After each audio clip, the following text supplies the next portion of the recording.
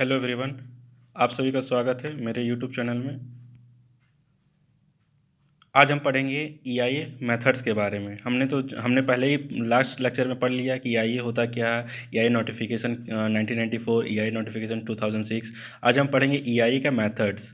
ठीक है, तो ईआईए का मेथड्स में हम लोग देखेंगे अभी कि ईआईए मेथड्स को अगर हम देखें तो ये ad hoc method, overlay method, checklist method, matrix method, इस सब में ये डिवाइडेड है।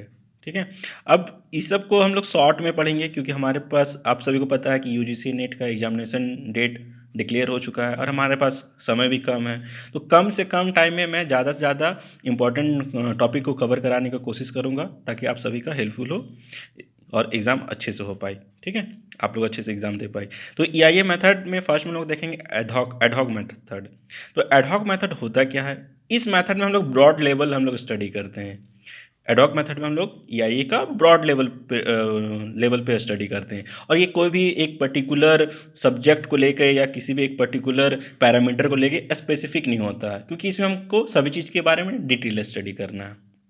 ठीक है, सेकंड हम लोग देखते हैं ओवरले मेथड। ये एक तरह का मैपिंग मेथड होता है जिसमें हम लोग रिमोट सेंसिंग और जीआईएस का यूज़ करते हैं और अदर टूल्स का यूज़ करते हैं। इसमें बहुत सारा टेक्नोलॉजी लगाते हैं ताकि ये मेथड अच्छे से हम कर सकें। ठीक है, इसमें एक्चुअली हम लोग मैप के थ्रू, कुछ ग्राफिक्स के थ्रू, कुछ ग्राफिक्स डिज़ाइन के थ्रू हम लोग इसको देखते हैं ओवरले मेथड में, यानी मैप्स से, या और ये रिमोट सेंसिंग और जीआईएस के थ्रू ये सारा कुछ किया जाता है। थर्ड हम लोग देखते हैं चेकलिस्ट मेथड। चेकलिस्ट मेथड में क्या होता है? ये इसमें हम लोग इम्पैक्ट असेसमेंट करते हैं डिफरेंट पैरामीटर का, एनवायरमेंट का डिफरेंट क्या क्या पैरामीटर है, उसमें ओवरऑल हम लोग इसमें स्टडी करते हैं ओवरऑल पैरामीटर को। और इसमें टोटल कितने हैं? 78 पैरामीटर्स होते हैं। ठीक है, 78 पैरामीटर्स।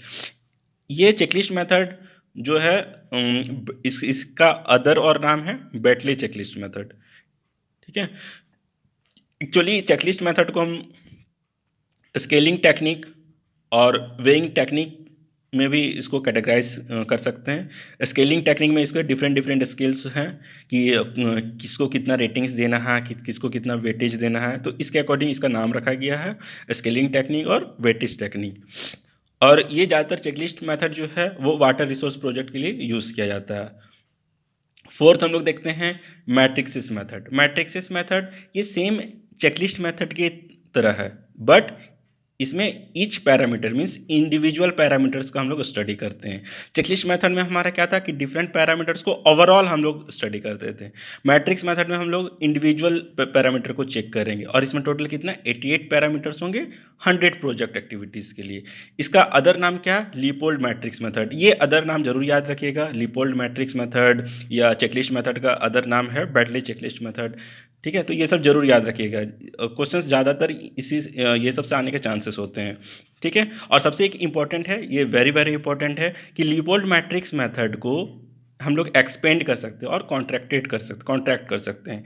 इसलिए मैंने इसमें लिखा हुआ है कि इट कैन बी एक्सपेंडेड और कॉन्ट्रैक्टेड। ठीक है, तो ये जरूर याद रखिएगा। Thank you.